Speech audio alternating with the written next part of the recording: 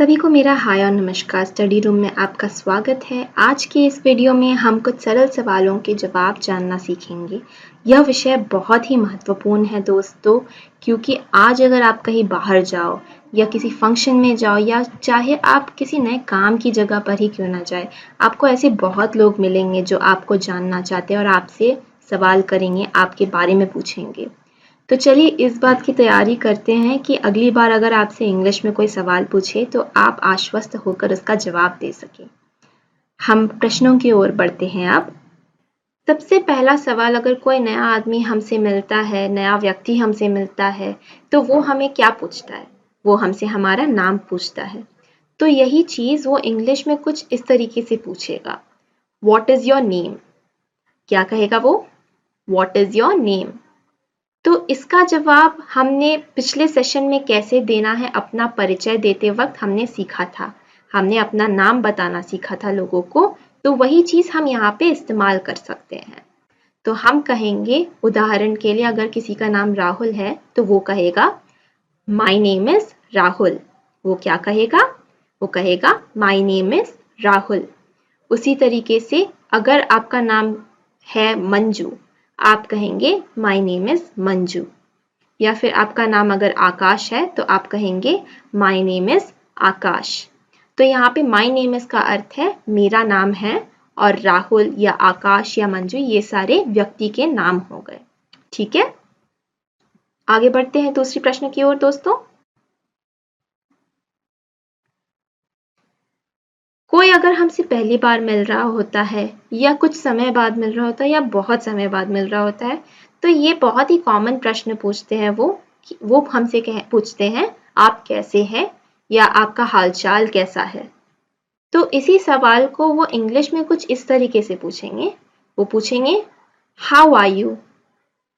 How are you, how are you का अर्थ है आप कैसे हैं। और वही दूसरी ओर वो एक और तरीके से पूछ सकते हैं, वो कहेंगे हाउ आर यू डूइंग। क्या कहेंगे वो? How are you doing. तो इसका अर्थ हो गया आपका हालचाल कैसा है। तो दोस्तों इसका जवाब आप कैसे देंगे? आप इसके जवाब में बोल सकते हैं I am fine thank you. आप क्या कह सकते हैं? I am fine thank you. इसका अर्थ है मेरा हालचाल ठीक है। या फिर इसका अर्थ हो सकता है मैं अच्छा हूँ शुक्रिया, या मैं अच्छी हूँ शुक्रिया।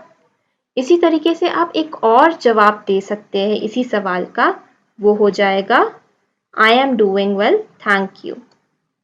मैं लिख के बताती हूँ दोस्तों, आई एम डूइंग वेल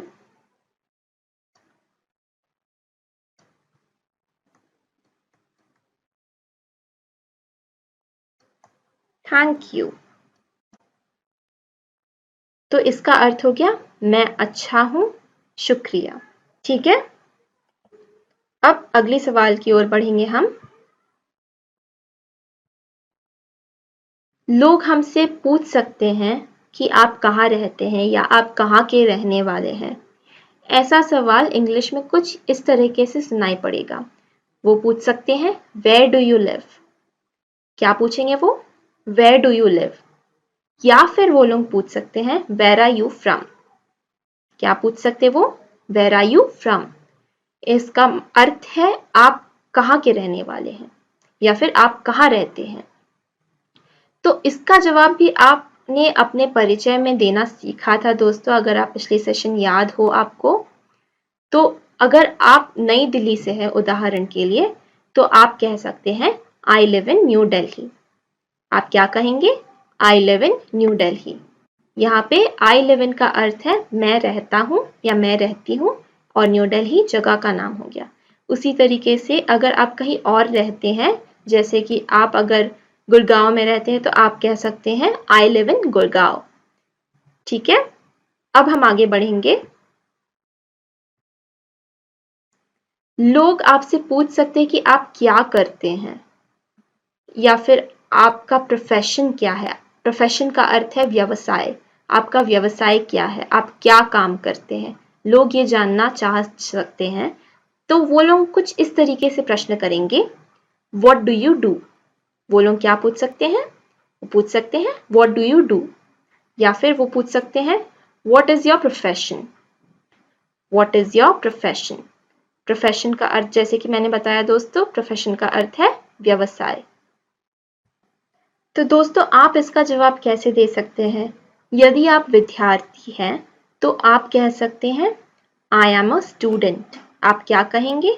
आप कह सकते हैं I am a student.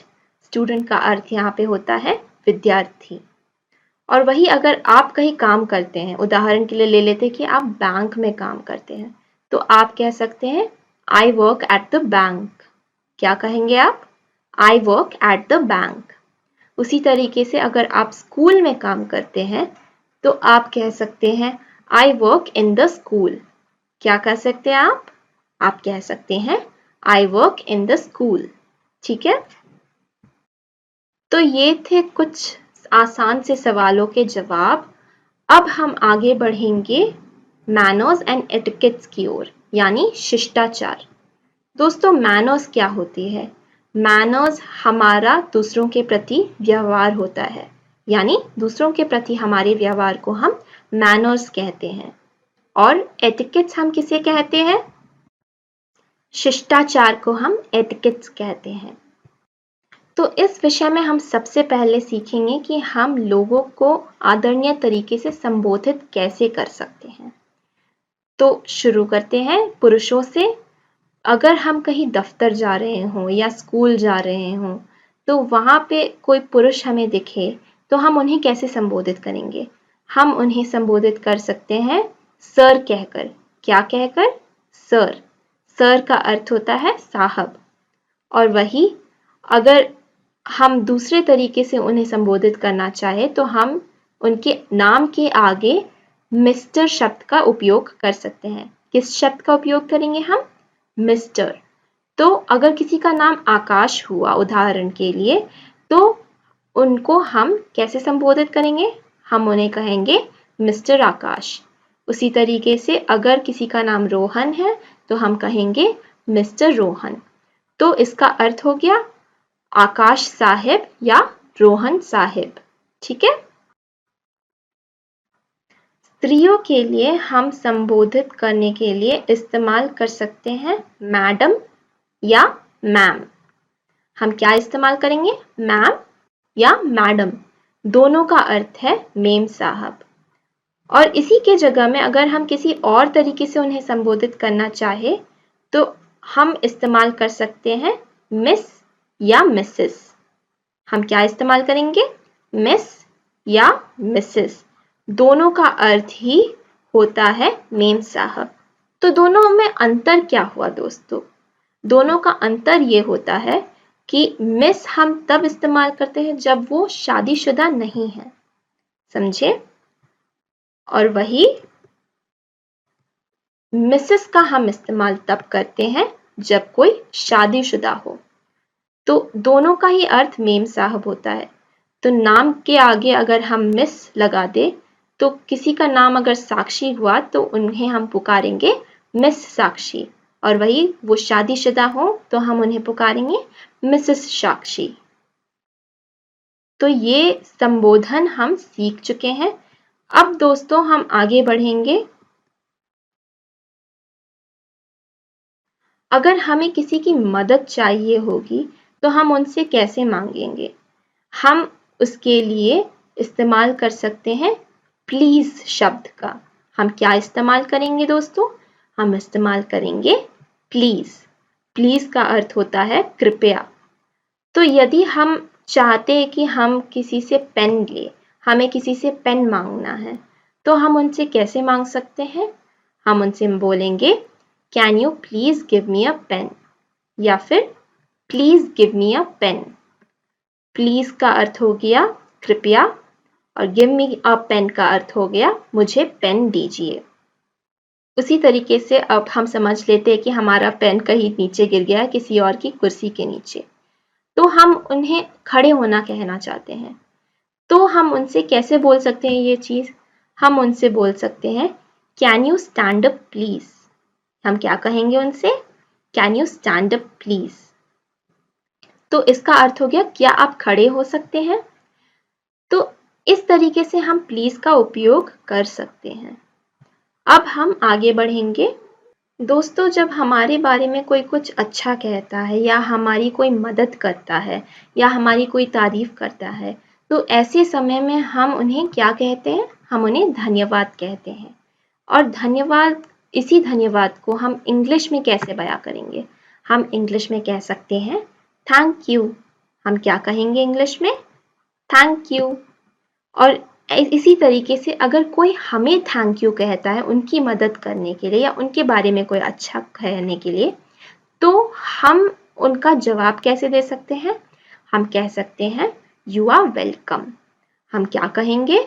You are welcome. इसका अर्थ होता है आपका स्वागत है। और इसी तरीके से हम यू आर वेलकम की जगह में इट्स माई प्लेजर भी बोल सकते हैं। हम क्या कह सकते हैं? It's my pleasure. या फिर हम खाली माई प्लेजर भी कह सकते हैं। इसका अर्थ हो जाता है आपका स्वागत है। अब हम आगे बढ़ेंगे दोस्तों। अगर हमसे कभी कुछ गलती हो जाती है तो हम माफी कैसे मांगेंगे इंग्लिश में? हम इंग्लिश में कह सकते हैं आई एम सॉरी। हम क्या कहेंगे? I am sorry. उसी तरीके से अगर हमें किसी और तरीके से बोलना हो ये चीज तो हम कह सकते हैं आई अपोलोजाइज। हम क्या कहेंगे? आई अपोलोजाइज। इसका अर्थ होता है मैं माफी मांगता हूं या मैं माफी चाहता हूं। ठीक है। तो अगर कोई आपसे आई एम सॉरी कहे या आपसे कहे आई अपोलोजाइज, आप इसका जवाब कैसे दे सकते हैं? आप इसका जवाब दे सकते हैं इट्स ऑल राइट। आप क्या बोलेंगे? It's all right. It's all right का अर्थ होता है कोई बात नहीं। इसका जवाब में और भी तरीके से आप बोल सकते हैं। आप कह सकते हैं इट्स ओके। आप क्या कहेंगे? आप कहेंगे इट्स ओके। तो ये भी एक तरीका हो गया आई एम सॉरी का जवाब देने के लिए। अब आगे बढ़ते हैं दोस्तों। Excuse me. एक्सक्यूज मी का अर्थ होता है मुझे माफ कीजिए। इसका उपयोग हम कब करते हैं? इसका उपयोग हम तब कर सकते हैं जब हम गलती से किसी से टकरा जाए रास्ते में, या फिर हम किसी को टोकते हैं बात करने के बीच में, तब हम एक्सक्यूज मी शब्द का प्रयोग कर सकते हैं। जैसे कि अगर कोई टीचर बात कर रही हो तो हम उन्हें रोककर कुछ प्रश्न पूछना चाहते हैं, तो हम क्या कह सकते हैं? हम कह सकते हैं excuse me miss, can I ask something. हम क्या कहेंगे? Excuse me miss, can I ask something. या फिर हम ये भी कह सकते हैं excuse me, can I ask something. मैं ये लिख के भी बता देती हूँ आपको ताकि आपके लिए ये और आसान हो जाए समझने में। Excuse me, can I ask something.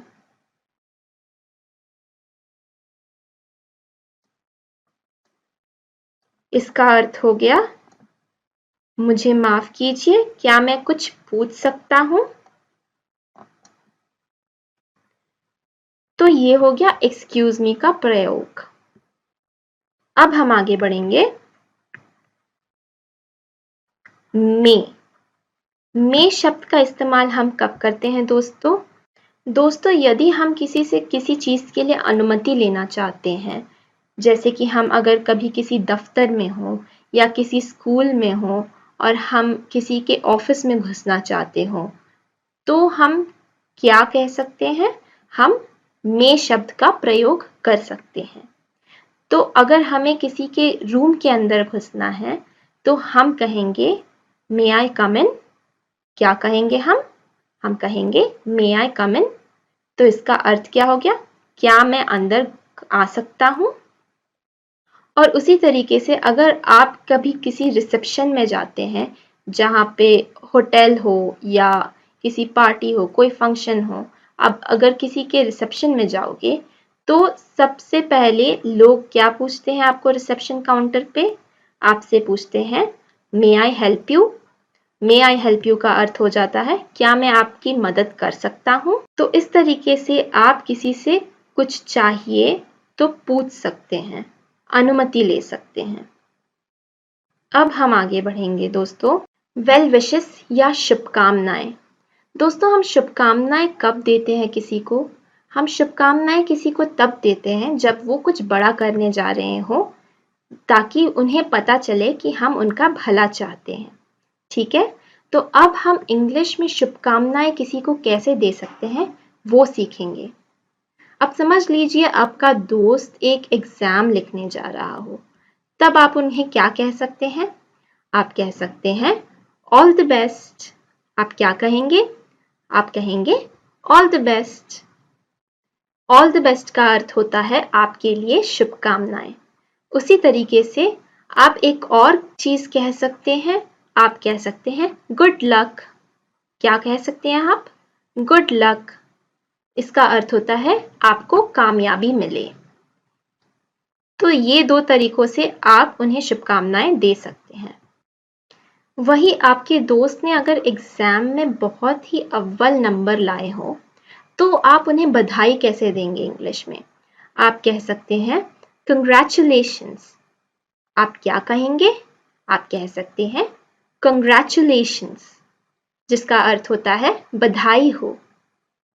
और वही आप ये जताना चाहते हो कि आप उनकी कामयाबी के लिए बहुत खुश हैं, तो आप कैसे कह सकते हैं वो इंग्लिश में? आप कह सकते हैं I am very happy for you. आप क्या कहेंगे? आप कहेंगे I am very happy for you, यानी मुझे आपकी कामयाबी से बहुत खुशी मिली।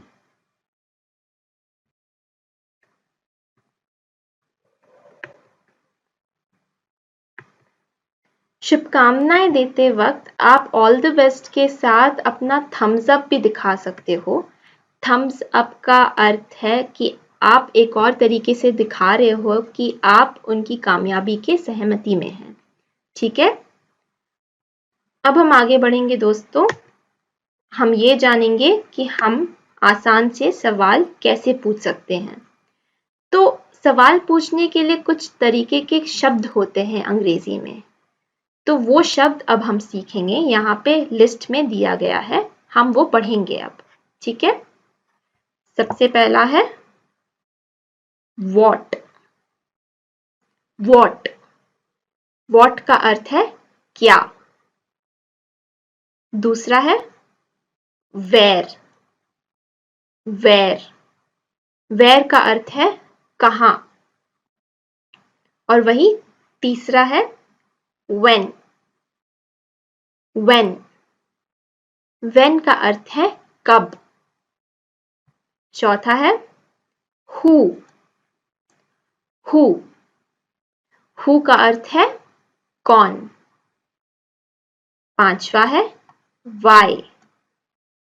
वाई, वाई का अर्थ है क्यों। और छठा है हाउ। हाउ, हाउ का अर्थ है कैसे। तो ये हो गई हमारी प्रश्नावली। ये शब्द हम तब इस्तेमाल करते हैं एक वाक्य में जब हम किसी से कुछ पूछना चाहते हैं। ठीक है, आगे बढ़ेंगे दोस्तों। अब सवाल के तरफ हम बढ़ेंगे। सवाल हम कैसे पूछें? यदि हम किसी से पूछना चाहते हैं कि उनका नाम क्या है, तो हम कह सकते हैं What is your name? हम क्या पूछेंगे?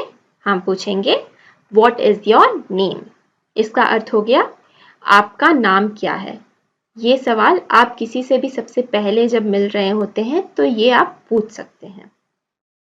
उसी तरीके से अगर आपको किसी का फोन नंबर चाहिए तो आप पूछते हैं आपका फोन नंबर क्या है। इसे हम इंग्लिश में कैसे बोलेंगे?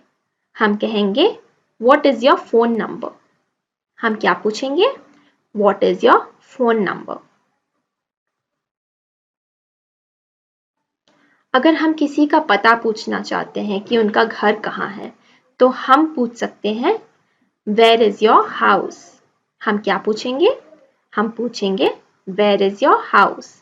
वेयर इज योर हाउस का अर्थ हो गया आपका घर कहाँ है।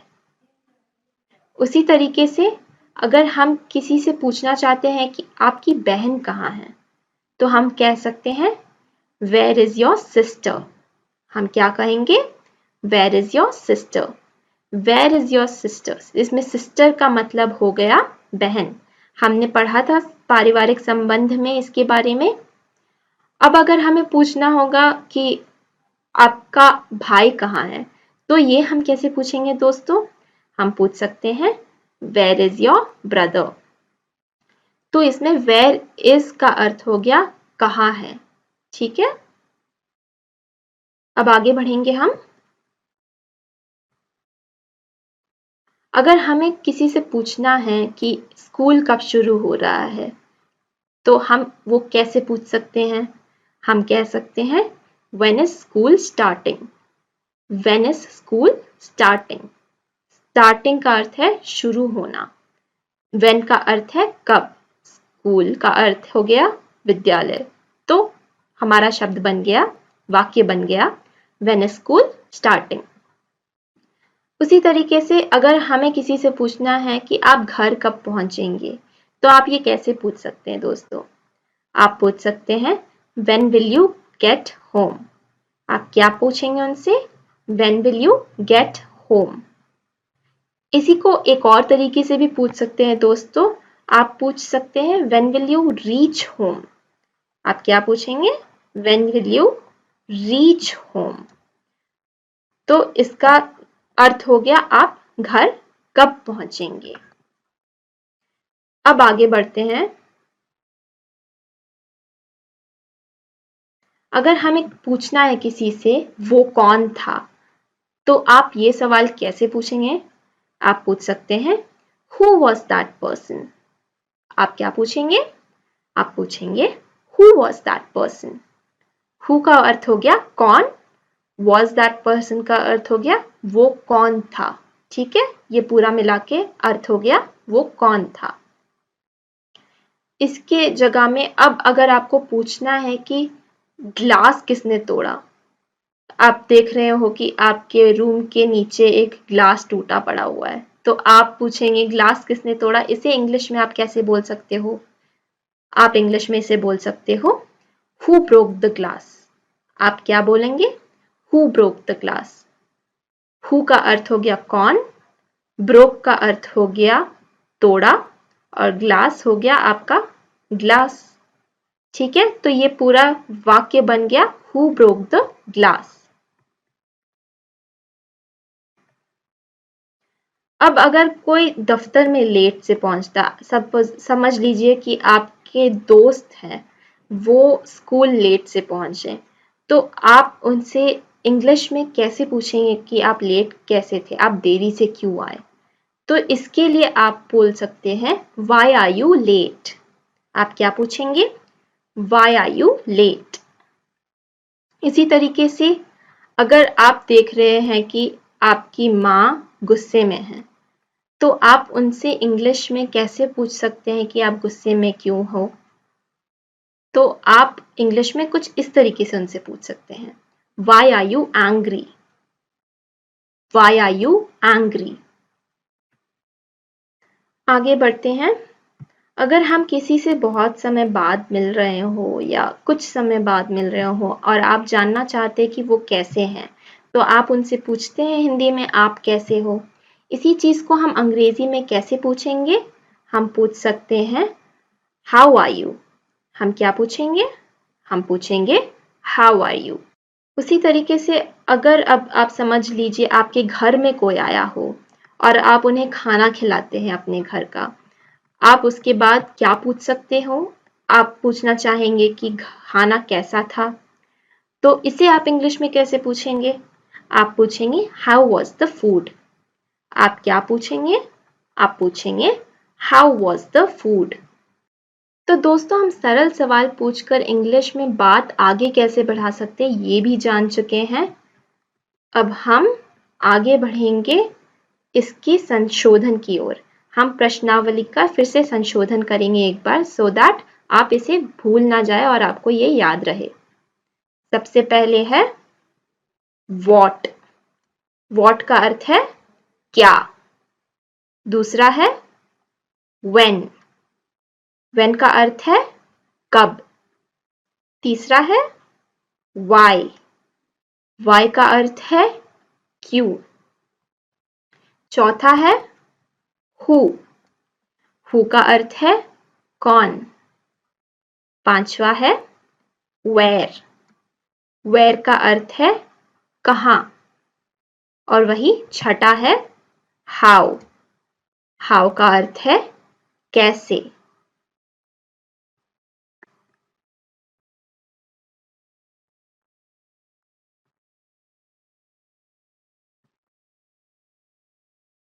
अब हम आगे बढ़ते हैं अभ्यास की ओर।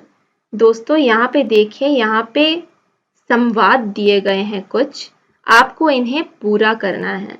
तो मैं पहला वाला आपको करके दिखा देती हूँ, इसके आगे आप प्लीज अपने आप अभ्यास जरूर कीजिएगा।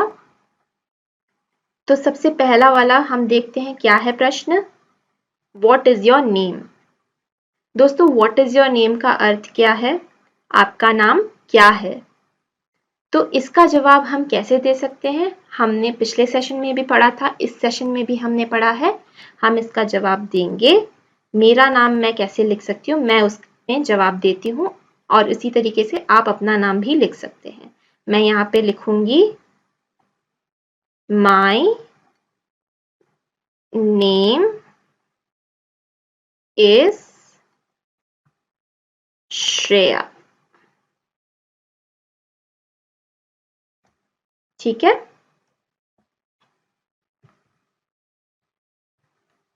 उसी तरीके से यहाँ पे दिया गया है आई एम सॉरी। दोस्तों आई एम सॉरी का अर्थ क्या होता है, मुझे माफ कर दीजिए। अब इस संवाद में आप आई एम सॉरी का जवाब कैसे देंगे, मैं चाहती हूं कि ये आप खुद प्रयास करें। ठीक है। वैसे ही तीसरे वाले में हमारा पहला शब्द संवाद का पहला वाक्य हमारा ब्लैंक दिया हुआ है और नीचे में लिखा हुआ है माई प्लेजर।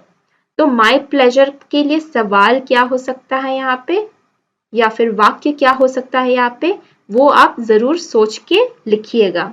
ठीक है।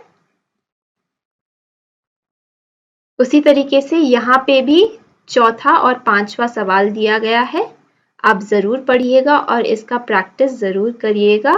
ये आपको बहुत मदद करेगा आपने जो भी अभी सीखा है वो याद रखने में।